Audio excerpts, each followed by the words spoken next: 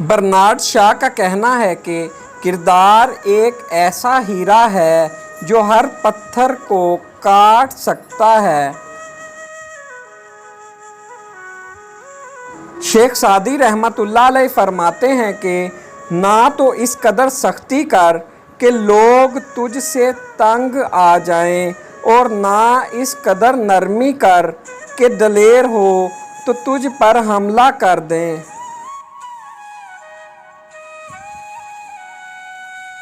حکیم افلاطون کا کہنا ہے کہ حاکم وقت ایک بہت بڑے دریا کی مانند ہے جس کا پانی چھوٹی ندیوں میں جاتا ہے۔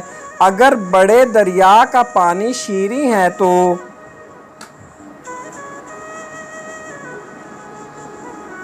ندیوں کا پانی بھی شیریں ہوگا، اور اگر دریا کا پانی تلخ ہوگا تو لا محالہ ندیوں کا پانی بھی تلخ ہوگا۔ حکیم جالینوس کا کہنا ہے کہ بیل کے قدم کے ساتھ جس طرح پہیہ چلتا ہے، اسی طرح بد کردار و بد گفتار کے ہمراہ اس کے کیفر کردار چلتے ہیں۔